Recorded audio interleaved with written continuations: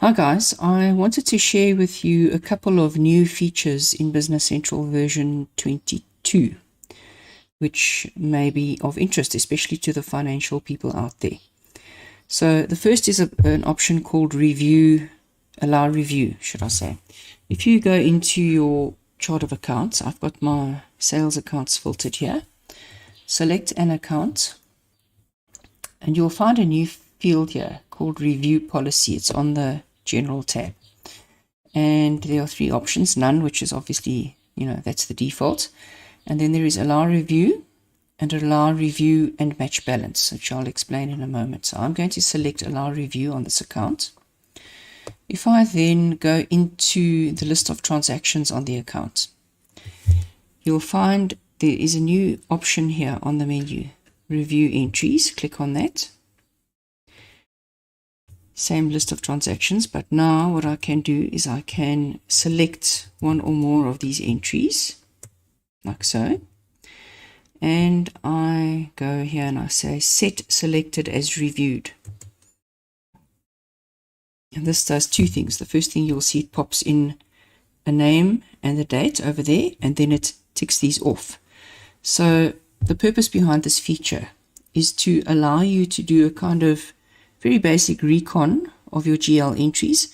Typical example of where you would use this might be on something like a clearing account, like a common use might be a fixed assets clearing account, where you do your initial purchase through a purchase order of a fixed asset to a GL clearing account, and then perhaps a different person like the asset controller would be responsible for transferring that into the actual fixed assets register and doing the acquisition, and the two entries should cancel out. So what this would allow you to do is to go through those transactions at the end of the month and tick them off. Now, I mentioned that there are two options on this. This is what I've used here, is the pure just review the transactions. So it's allowing me to tick them off. The other option, which is to review and match, works a little differently. So what that does is the transactions that I select would have to cancel each other out. So for example, these two entries here at the top would cancel out. If I used the review and match option, it will not allow me to select transactions that do not balance out to zero. If I made a mistake and I ticked something that I shouldn't, I can simply do the reverse. So I can select the transaction and then say set selected as not reviewed. And once I have marked some transactions, I can then do the following. I can say show me only the reviewed transactions, or hide them, in which case show me the ones that are not reviewed, or I can obviously then show all entries. So this is a very nice quick little feature to be able to tick off transactions as being checked, inspected, reviewed, or whatever terminology you want to use. Okay, I think that's the first feature done.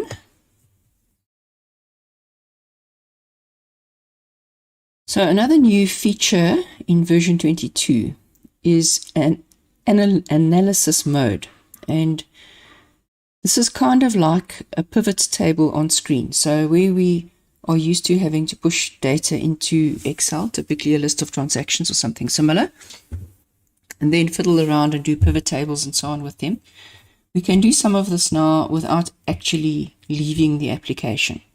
First thing you need to know, if you don't see this on the screen, if you don't see this little button on your screens, your list views, go to Feature Management and make sure that this option is turned on, Feature Preview Analysis Mode. It needs to be set up for all users. So do that first. Then use preferably something like a transaction view. So I've selected here my customer ledger entries. First thing I need to do is turn the mode to analysis mode, and you'll see it immediately creates for me my first view. Let's give it a name. We can rename that later, so let's just leave it as it is for now. Then on the right here you will see two little buttons, columns and analysis filters. Step number one go and clear your screen of anything that you don't really want to see, because there's a lot of stuff here that I'm not really interested in. So you can use this very quickly to hide fields that you're not interested in. Okay, I'm going to take quite a few of these out. Also some of my financial entries. I'll leave sales, I will leave remaining amount LCY and amount LCY. I don't want all these other things. Project code I don't want. Okay, that should do me for now. So let's say that we want to summarize this data by year. So I'm going to turn off the posting date and I'm going to turn on posting date year. Fantastic. I also want to do subtotals for that. So what I've done now is I've displayed the year. Within the year, I've got all my normal columns, but I don't have the full date. But I want to now summarize that. So two ways to do this. On the field itself, there's a little button here. I can click on there and I can say group posting date.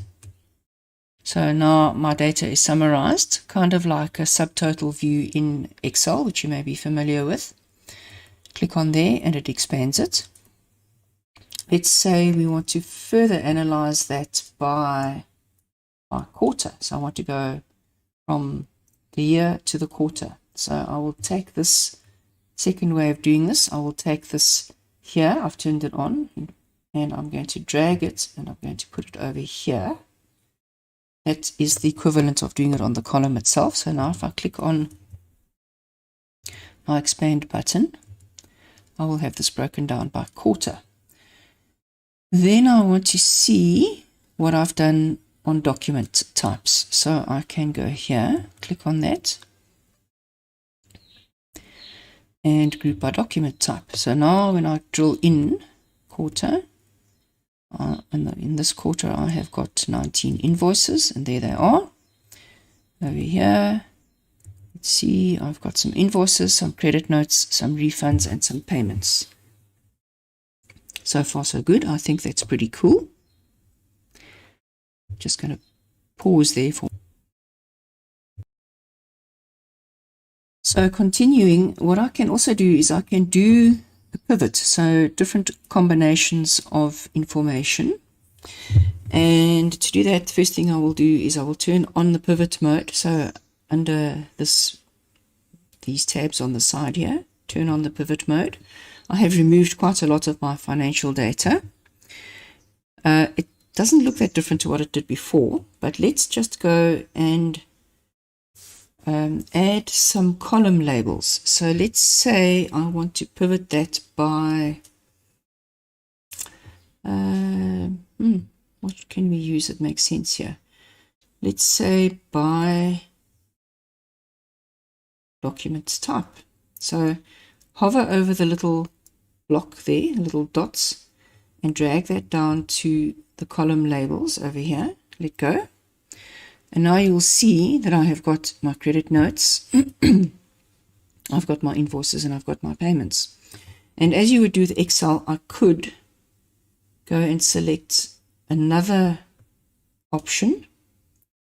So let's see, maybe my currency code, drop that down there. And now I have got two levels. So if I click here, it will show me, there's my credit memos, some with local currency, I'm assuming, and a couple with euros. Collapse that. Invoice, same thing. And those are your pivots tables. Now you can also try out using filters. So if I click here, I can now go and set more filters. So a little bit easier than normal ones, so more intuitive, greater than, equal, not equal, etc. And put in a value there. So kind of similar to normal list views, but perhaps a little closer to the way Excel works.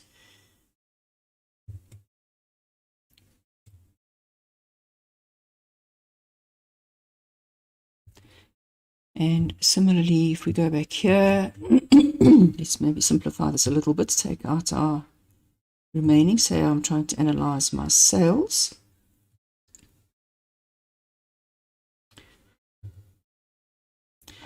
What you could change this to, you can also change, this is now summing, which is the default function. What I can do is I can change that. So click on there, and you'll see I've got min, max, sum, and average. So let's say I want to look at what was my average sales for that range that I've got selected, or let's change that to what was the maximum sales for the period, or also just as useful often is to know how much was the count of those transactions. So there are a whole bunch of things that you can do with your data without ever having to leave Business Central and go to Excel. The last thing I want to show you is you can now save this. So I probably will want to use this again. So I can simply say rename it, and we'll call it Sales Analysis by Year. And I could now go and click here and start a new view and manipulate it, add whatever groupings, filters, columns, and so on I want. Save that with a different name. And if you were quick, you might have also seen another cute option, which is to say duplicate. So if I want to do a new analysis, maybe based on this, but adding another pivot column or something like that, I don't have to start from scratch. I can simply duplicate. And now I can go and edit this and change it to suit myself. So I think this is a really, really nice, powerful new feature. It works on any list view. So I happen to have used a list of customer transactions. It will also work on other list views such as items or vendors or customers or anything that is master data related. If you like it, perhaps it's time to think about doing an upgrade if you are running on an older version. This is only available from version 22. I think that's enough for today. We'll see you again soon. Cheers.